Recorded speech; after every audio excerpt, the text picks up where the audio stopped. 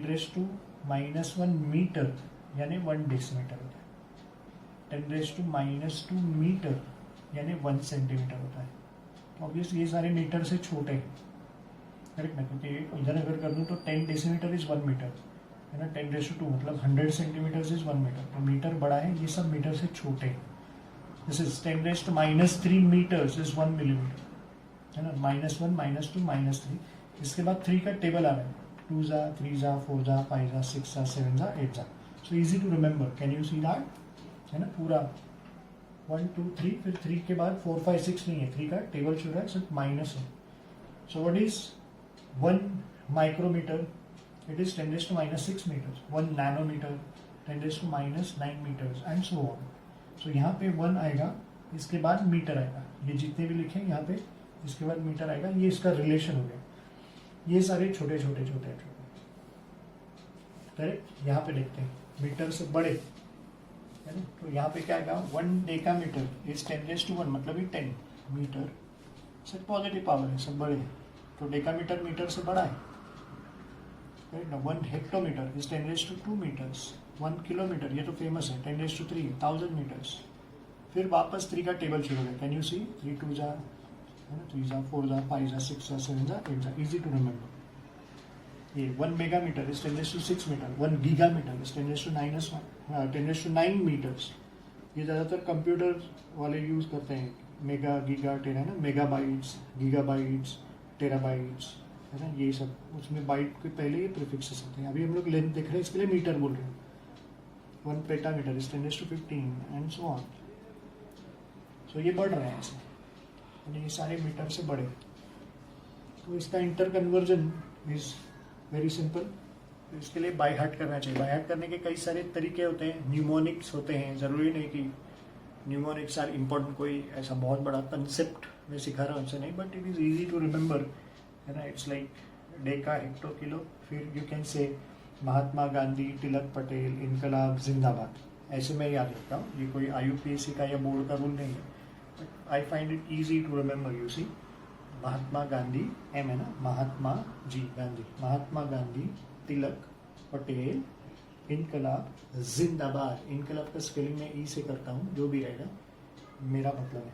जिंदाबाद ZY, ऐसे है ना। ये थोड़ा बकवास है, ठीक है, न्यूमोनिक ऐसे ही होते हैं, करेक्ट ना। अपना काम होना चाहिए, एग्जाम में याद आना चाहिए।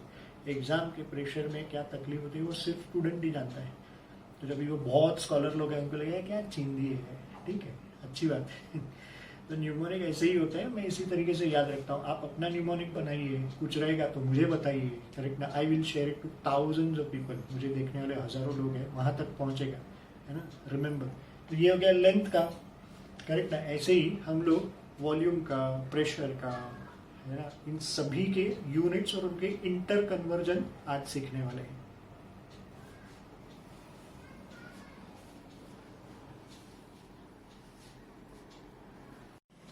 In the segment of units, the second physical quantity is volume. देखते हैं वॉल्यूम क्या है, वॉल्यूम के यूनिट्स क्या है। वैसे तो वॉल्यूम का फॉर्मूला आपको मालूम है। The formula for volume, it is length into breadth into height, ऐसे ले सकते हैं। लेंथ क्यूब ऐसा भी कह सकते हैं। इसके पहले हमने लेंथ देखा है। लेंथ एक फंडामेंटल क्वांटिटी जिसका कोई डेफिनेशन नहीं हो सकता है, करेक्ट ना। उसका एग्जाम्पल दिया जा सकता है, जैसे ये जो बोर्ड है उसका जो एजिस है ना, दैट इज अ लेंथ। या स्केल रहेगा, उसका जो एज है that is a length. Temperature हो गया फंडामेंटल क्वांटिटी, उसको महसूस किया जा सकता है। टेम्परेचर में होने वाले चेंज को महसूस किया जा सकता है, करेक्ट ना। उसको डिफाइन नहीं कर सकते हैं।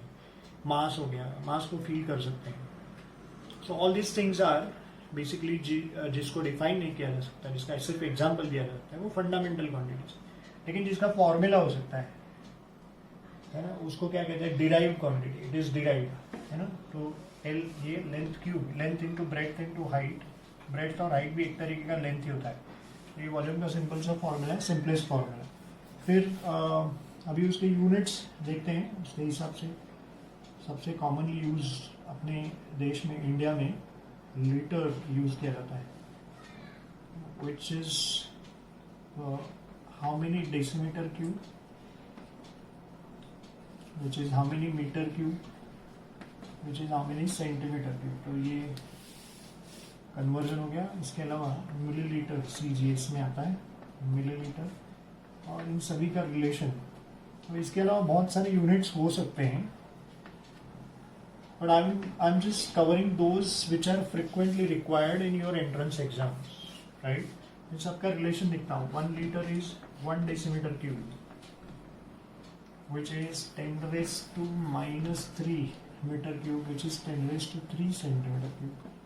Here 1 milliliter is 10⁻³ decimeter cube is equal to 10⁻⁻6 meter cube is equal to 1 centimeter cube. ये कन्वर्जन हो गया। अब मैं आपको एक्सप्लेन करता हूँ ये कन्वर्जन आया किधर से, राइट। वॉल्यूम के अलग अलग यूनिट्स और उनके इंटर कन्वर्जन सभी हमने देखे। कैसे आया वो देखते हैं। यहाँ से शुरू करते हैं।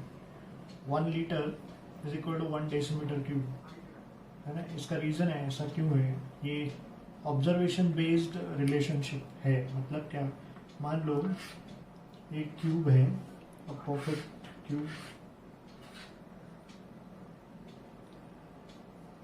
मेरा डायग्राम इतना सिमेट्रिकल नहीं रहेगा शायद।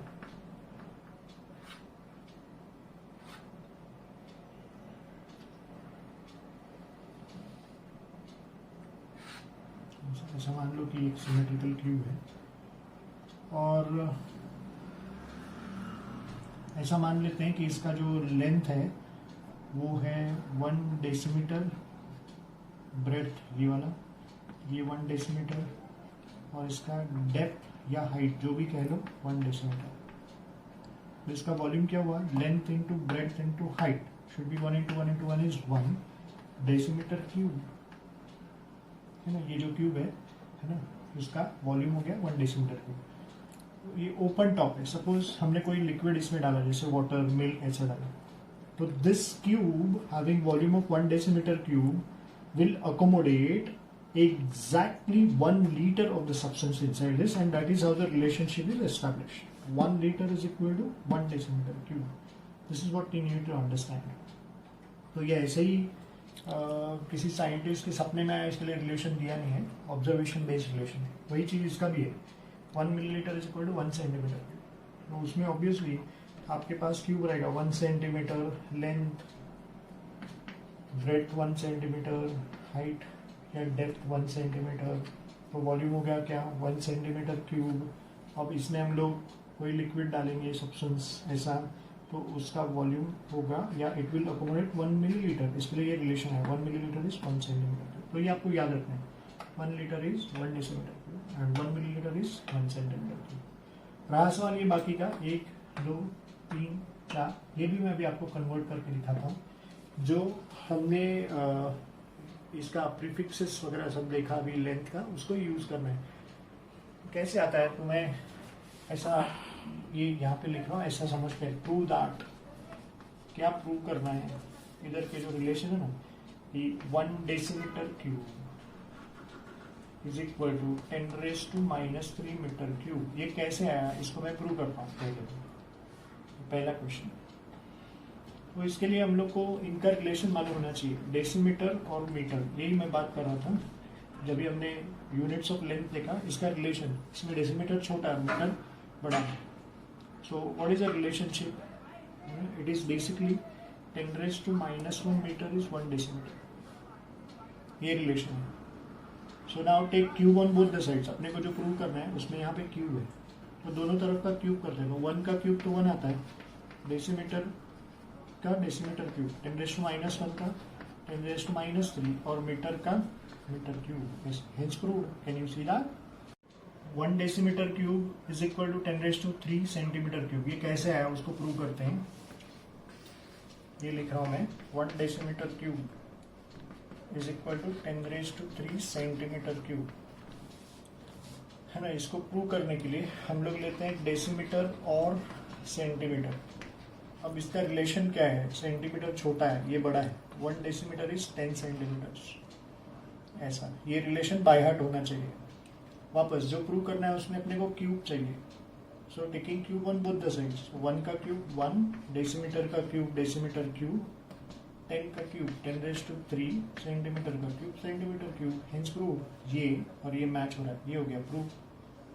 थर्ड देख लेते हैं, जस्ट सी प्लीज, ये कहाँ से आया। 1 मिलीलीटर इज 10⁻³ डेसीमीटर क्यूब। मैं इसको प्रूव करता हूँ।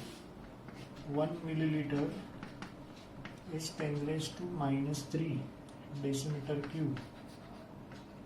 ये प्रूव करने के लिए हम लोग शुरुआत करेंगे। We know that 1 litre is 1 decimetre cube, ये अपने को मालूम है। But 1 litre is how many millilitres, 10⁻³ millilitres, which is 1 decimetre cube.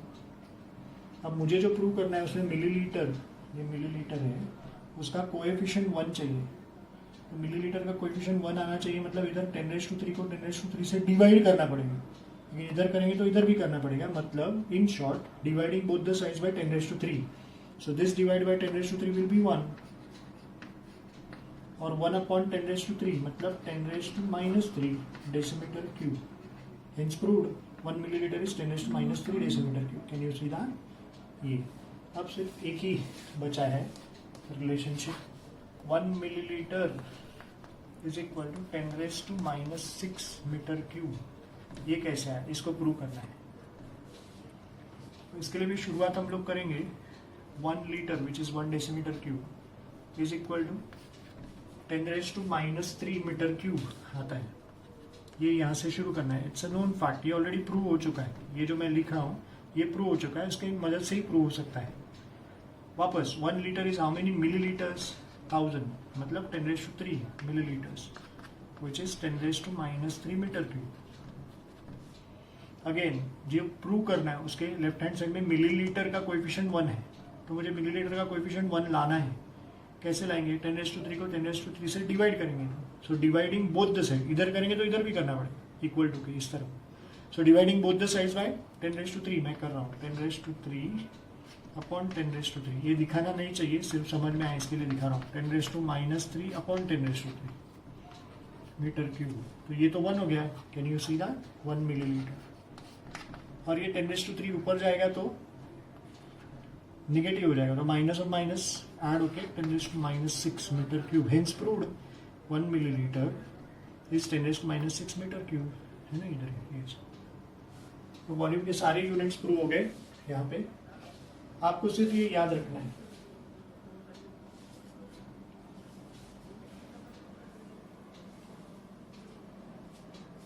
Physical quantity number 3 bond length.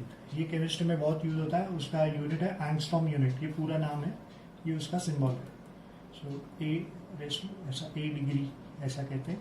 So this is 1 angstrom unit, ऐसे पढ़ना चाहिए। करेक्ट। आपको अगर पूछा बॉन्ड लेंथ का यूनिट क्या है, एंगस्ट्रॉम, ये गलत आंसर है। एंगस्ट्रॉम यूनिट ये पूरा उसका नाम है। एंड 1 एंगस्ट्रॉम यूनिट ये आपको याद रखना है is 10⁻⁻10 metres which is 10⁻⁻8 centimetres. ये मतलब नैनोमीटर है। So 1 angstrom unit is 10⁻⁻1 0.1 nanometres. ये पिकोमीटर है 10⁻² पिकोमीटर्स। ये ऐसा था। ये कैसे आया है ना, that I can easily prove, you know just here. मैं आपको प्रूव करके दिखाता हूँ। इसके लिए आपको नैनोमीटर और मीटर का रिलेशन मालूम होना चाहिए। 1 नैनोमीटर इज 10⁻⁻9 मीटर्स, ये बाय हार्ट होना चाहिए, है ना। अब मैं ये प्रूव करके दिखाता हूँ 1 एंगस्ट्रॉम यूनिट इज 10⁻⁻1 कैसे है। सो मुझे यहाँ पे कैसे भी 10⁻⁻10 लाना है, करेक्ट ना, बिकॉज 10⁻⁻10 मीटर्स करूंगा तो वो एंगस्ट्रॉम यूनिट में कन्वर्ट हो जाएगा। कैसे कर सकते हैं, सो हियर है ना, if I divide this by 10 तो वो ऊपर जाके 10⁻⁻10 हो जाएगा, करेक्ट है ना। So basically multiplying both the sides bye 10⁻⁻1, तो ये हो गया 10⁻⁻1 नैनोमीटर जैसा अपने को चाहिए था। ये हो गया 10⁻⁻10 meter. But what is 10⁻⁻10 meters? It is 1 angstrom unit, which is 10⁻⁻1 nanometer. Hence proved. ये हो गया। फिर पिकोमीटर का देखते हैं। 1 angstrom unit is 10⁻² पिकोमीटर्स। कैसे आया है, इसके लिए पिकोमीटर और मीटर का रिलेशन मालूम होना चाहिए। पिकोमीटर और मीटर। So 1 पिकोमीटर is 10⁻⁻12 मीटर। अगेन यहाँ पे 10⁻⁻10 लाना है, तो आई मल्टीप्लाई दिस बाय 10⁻², तो यहाँ पे भी आएगा 10⁻²। इसका आंसर आएगा 10⁻² पिकोमीटर्स इज इक्वल टू, इसका आंसर आएगा 10⁻⁻10 मीटर्स। बट आप जानते हैं दिस इज 1 एंगस्ट्रॉम यूनिट, तो 1 एंगस्ट्रॉम यूनिट इज 10⁻² मतलब 100 पिकोमीटर्स। ये हो गया, हेंस प्रूव्ड।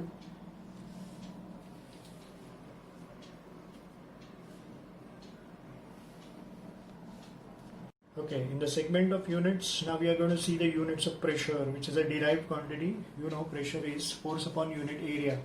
तो उसके कई सारे यूनिट्स हैं, अपने सिलेबस में 6 है, वो देख लेते हैं। The common unit is atmospheres, ऐसे मैं शॉर्ट फॉर्म लिख रहा हूँ ATM. It is 1 atmosphere. How you should read this as 1 atmospheres, which is equal to 1.01325 into 10⁻⁵ newton पर मीटर स्क्वायर। ऐसे ये हो गया। न्यूटन मतलब फोर्स, मीटर स्क्वायर मतलब area, force upon unit area. So you need to remember this number 1.01325 into 10⁻⁵ newton पर metre square, जिसको मुझे कन्वर्ट करना है किलो न्यूटन पर मीटर स्क्वायर में। ज़्यादातर ये यूज होता है, इसके लिए बता रहा हूँ। तो सिर्फ शिफ्ट ऑफ डेसिमल से आएगा, it will be 101.325 kilo newton पर मीटर स्क्वायर। करेक्ट, किलो में कन्वर्ट करना है न्यूटन पर मीटर स्क्वायर को, मतलब क्या करने का, this should be multiplied by 10⁻³ है ना, 1.01325 इंटू 10⁵ ये न्यूटन पर मीटर स्क्वायर है, किलो में करने का मतलब 10⁻³।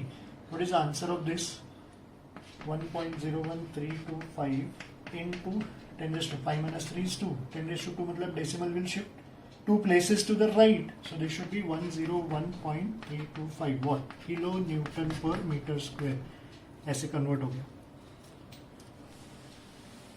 ओके, सो नाउ यहाँ पे नेक्स्ट यूनिट देखते हैं. Unit number 1, unit number 2, unit number 3 1.01325 into 10⁵. Luckily number same है. पास्कल्स, ये मतलब pascals, which is equal to 101.325 kilo pascals. तो यहाँ पे आप क्लियरली देख सकते हैं नंबर एग्जैक्टली सेम है और दोनों भी 1 एटमॉस्फेयर है.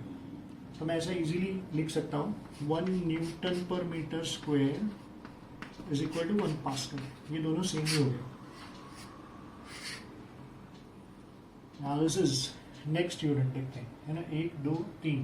This is 760 millimeters of Hg, height of mercury column. मतलब प्रेशर मेजर करने के लिए जो इंस्ट्रूमेंट यूज करते हैं जैसे बैरोमीटर, उसके अंदर मर्क्यूरी होता है ना. तो मर्क्यूरी का जो कॉलम है हाइट का वो 760 मिलीमीटर्स हो गया, मतलब प्रेशर 1 एटमॉस्फेयर. ऐसा इसका मतलब है. It can be converted into centimetres as 760 centimetres of G. तो कितने यूनिट्स हो गए प्रेशर के, 1 2 3 और ये 4 mm ऑफ Hg. इसके अलावा भी है, it is basically 1 bar which is approximately equal to 1 atmosphere ऐसे ले सकते हैं. एंड 1 टॉर है ना, ये which is approximately equal to 1 mm of Hg. Correct. So simply 760 torr will be 760 mm of Hg, which is 1 atmosphere. Yes, so these are all as many as 6 units. You see, atmosphere, Newton per meter square, Pascal, mm of Hg, bar and torr. These are all the units for pressure as far as your syllabus is concerned with their conversions. Next, two physical quantities, work and energy. इनको साथ में ही ले रहा हूँ. इसे दो अलग quantities है लेकिन इनके unit same है. We know work is a type of energy only. Yeah, energy is a capacity to do work. So basically हम लोग work and energy देखते हैं. इसका जो frequently used ऐसा होता है. कुछ units देखते हैं. 6 units सिखा रहा हूँ आपको. 1 liter atmosphere is equal to 101.325 joules, which is equal to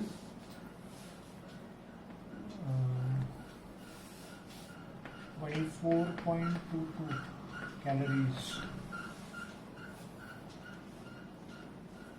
3 units हो गए, litre, atmosphere, joules and calorie. ये सबसे ज़्यादा यूज होता है. 1 joule is equal to 1 newton into metre. यहाँ पहले कैलोरी के साथ देखते हैं. 1 calorie is equal to 4.184 joules. तो कैलोरी जूल से बड़ा हो गया. करेक्ट. वैसे भी यहाँ पे ऑलमोस्ट 100 मिला के इसका बना रहा है, जबकि इसका सिर्फ 24 मिला के बना रहा है. कैलोरी बड़ा है. फिर जूल का 1 joule is 1 newton into metre. 1 joule is 10⁻⁷ erg. 1 joule is, या here we take 1 electron volt. इसका फुल फॉर्म है electron volt, which is 1.6021 into 10⁻⁻19 joules. So if you see there are 6 units. कौन से? सबसे बड़ा is litre atmosphere. Litre atmosphere से छोटा आएगा कैलोरीज, फिर joules which is equal to newton into metre. उसके बाद आएगा अर्थ और सबसे छोटा इलेक्ट्रॉन वोल्ट. ऐसे 6 यूनिट्स हैं वर्क एंड एनर्जी के.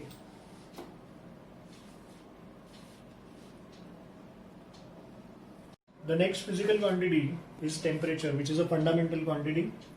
the difference in temperature can be felt, correct? We cannot define temperature, and we are going to see the units of temperature and their interconversion. The first conversion is degrees Celsius into Kelvin, and we know that 0 degrees Celsius is 273.15. You can take it as 273. This 15 is generally not used. To be precise, it is 273.15 Kelvin.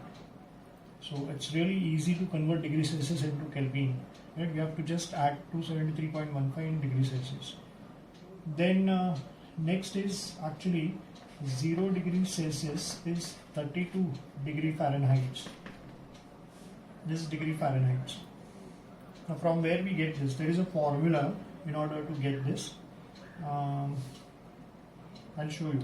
Let's say you want the answer in degrees Celsius. So it should be 5/9 into bracket degree Fahrenheit minus 32. This is the relationship. This formula is used to convert what? Degree Fahrenheit into degrees Celsius. You see, this relation is proved here. 32 degree Fahrenheit, if I put it here, 32 minus 32 is 0. So that makes it 0 degrees Celsius. Or if you want to convert degree Celsius into Fahrenheit, means degree Fahrenheit is the answer that we want, then this formula should be 9/5 multiplied by degree Celsius plus 32. Right? It should be. So first degree Celsius जितना भी रहेगा, you are supposed to multiply by 9/5. जिसका answer आएगा उसमें 32 add करना है. यहाँ पे ब्रैकेट नहीं है, ऑब्जर्व करो. That would have been a big mistake. Degree Celsius जितना भी है 9/5 से मल्टीप्लाई करो, आंसर में 32 ऐड करो, you will get degree Fahrenheit. A very important note as far as temperature is concern, remember degree Celsius minus degree Celsius automatically kelvin लेना चाहिए. Degree Celsius minus degree Celsius करेंगे तो ये kelvin हो जाएगा. Correct? कैसे? मैं आपको बता रहा हूँ. जैसे ये 30 degree Celsius minus 5 degree Celsius, तो इसका आंसर 25 केल्विन लिखना चाहिए. कैसे लिख सकते हैं? जस्ट ईयर कन्वर्ट करते हैं. 30 प्लस 273, तो ये केल्विन में कन्वर्ट हो गया. माइनस ये बीच का माइनस प्लस 5 प्लस 273. ऐसे अभी ब्रैकेट ओपन करते हैं. 30 प्लस 273 माइनस 5 माइनस 273, ये तो कैंसिल हो गया. 30 माइनस 5 इज 25, लेकिन केल्विन आया. So remember this is very important. Degree Celsius minus degree Celsius kelvin लिया जा सकता है, correct?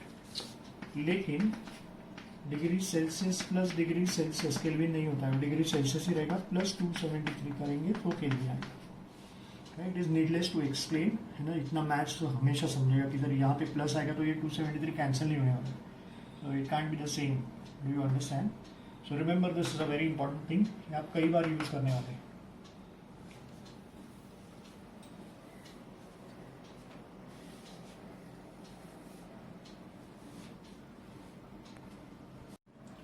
So in today's lecture, we have learned the units of some of the physical quantities which are frequently used in chemistry and their interconversions.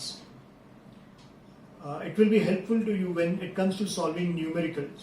Numerical कैसे solve करते हैं? सबसे पहले data लिखने को आना चाहिए.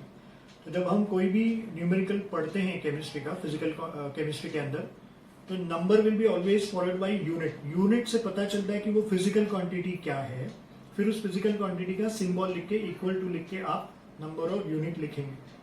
तो सारे यूनिट्स जो है एसआई सिस्टम में हम लोग कन्वर्ट करते हैं. और सारे यूनिट्स के सिंबल, ऐसा कौन सा फॉर्मूला है जिसमें सारे सिंबल जाते हैं, उससे फॉर्मूला आइडेंटिफाई होता है.